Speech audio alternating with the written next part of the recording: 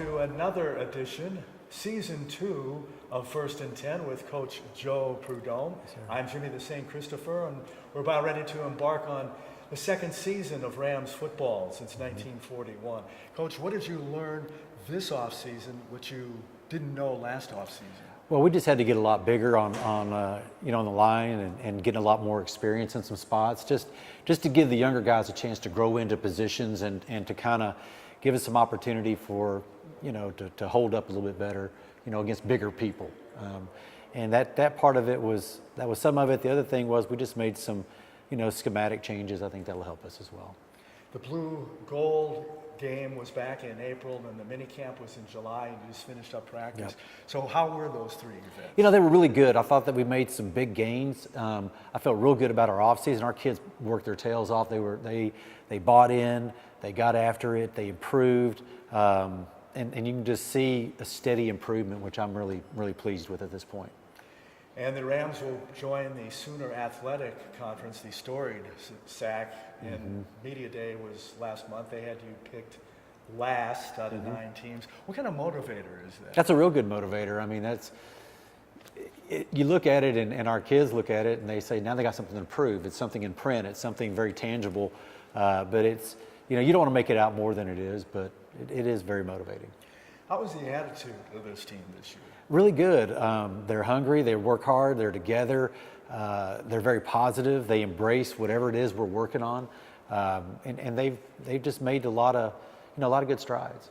I'm excited. I went to the blue gold game and to the mini camp and then to SAC Media Day, and boy, talk seemed to center around the quarterback position, which nothing against Eric Richards last year, but he was basically a wide receiver used as quarterback. But you have this kid out of Louisiana, southeastern Louisiana. He went to school there and played in 5 games last season.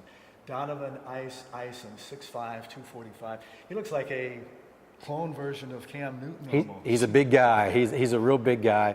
The best part about him is his attitude and what he brings. When we were talking about him coming, we had to really vet him and really go through that process. And I kept looking for selfish comments or some eyes and knees. There weren't many of them at all. He was really about helping the program grow, and he said any individual success will come from what we do as a team. So for him, that was more important, to help the team and to really come in and to help embrace that role.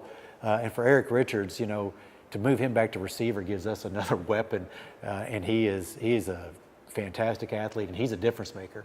Not that he's not a good quarterback, but this allows us to get a 2-for-1 because you get both of them on the field at the same time. The only I's in Donovan Isom are in his name, Isom, and then in Ice. How did you find Ice? He kind of found us a little bit. He sent out a tweet and asked about the program or whatever. So we looked at his film, and he watched the Titletown series, and he had some ties to Texas Wesleyan, and so we had some serious conversations. Then we looked at his film, we're like, oh my gosh, this kid can really play. So we pursued it. We didn't think there was a great chance of getting him, because we figured, as big as he was, the kind of arm he has, how intelligent he is, that we wouldn't have much of a shot. But he fell in love with the area. He fell in love with the opportunity to be in the spread and to really get the ball going around and to help build something. I had a chance to meet Ice at the Media Day here last month, and then I saw him in minicamp, and I think the word I used was jaw-dropping with that release, quick reads, good decisions. And another kid you have, a running back out of San Francisco, Desmond Nisby. Tell us about him. Desmond Nisby, his clock ran out with Texas Tech, so he didn't have enough semesters left, or not time, whatever the time clock when it started ran out. But Desmond is special. He's a big running back. He played for Tech last year. He was a Big 12 Offensive Player of the Week against Kansas. Had 10 touchdowns on the ground. He runs very angry. He has that angry mentality when he runs. Very physical runner. We're getting him in shape right now. We held him out a little bit for precautionary reasons, for some injuries and such. But he played at right around 245, 250 last year. He's at 226. His speed is really good. There's not an ounce of fat on him. And it helps us to have another run threat, because Jamarcus Jones is actually our starter. Desmond backs him up. And that's a great 1-2 punch on the ground to have those two guys. And then Donovan hurting you through the air, and having some zone read option. It helps us to really spread the field out, and we want you to defend more than they had to last year. We're with Rams coach Joe Prud'homme on our first edition of the 2018 season of First and 10. Last year, offensive line banged up. You had a lot of players there, but you were down to using guys that never played in certain positions across the O-line. Are you happy with what you recruited this year? So far, our guys have been really good. We're happy with our guys. We've had a few injuries even this season that are, troubling because there's some kids that were really, really promising coming along. But same token, the ones that are out there are getting it done. And I'm real happy with their progress. I'm happy with the way they're coming together as a unit. We're older there. Some of the guys from last year have gotten better and older. I'm excited about it.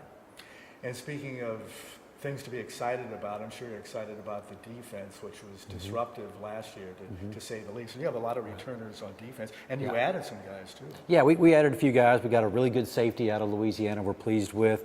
Got a few other guys in there in the mix.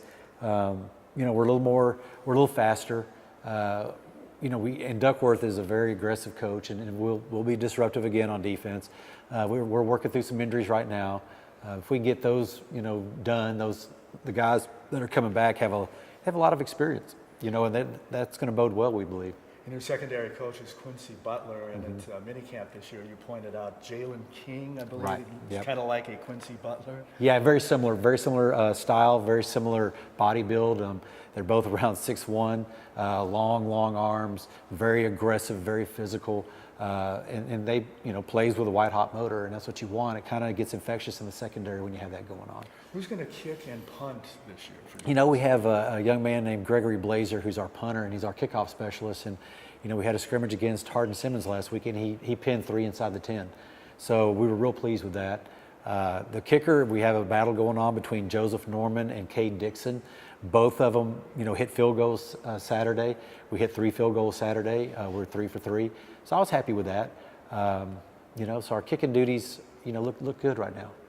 Bacone not in the league this year. They didn't make the move to the SAC, but then you got to add another game, which is the opener at Farrington this Saturday night, September 1st. It's a night game now. The first 3 games of the season will be at night to stay out of that hot weather. Yeah. What can you tell us about third ranked in their conference and 21st in the nation, Kansas Wesleyan? Really good football team. I mean, well coached, aggressive, fly to the football.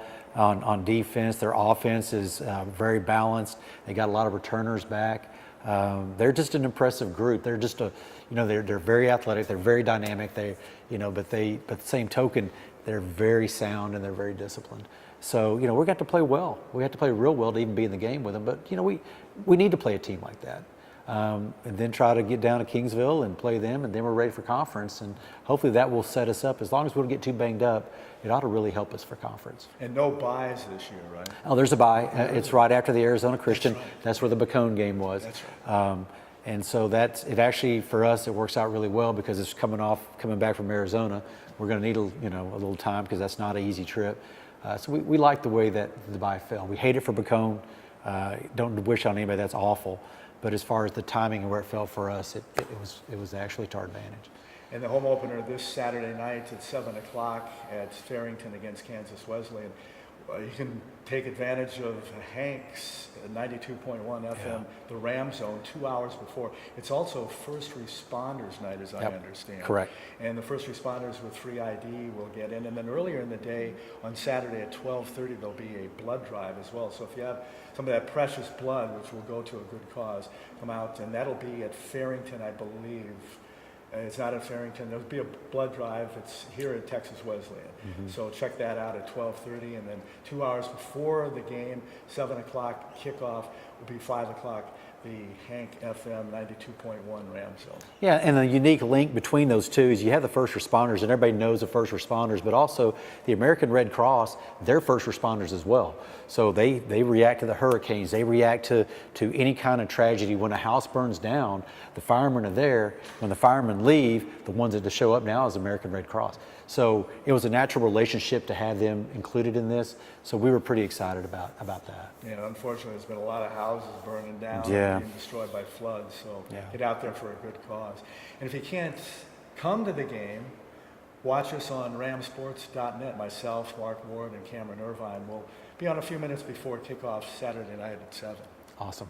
Coach, looking forward to season 2 and I know I said this last year, but I smell and I feel a couple W's, maybe even more than a couple. That's what we're working for. We're certainly working for that. All right, Coach Joe Prud'homme, thank you very much. We'll talk to Coach next week, and we'll see you on Saturday night.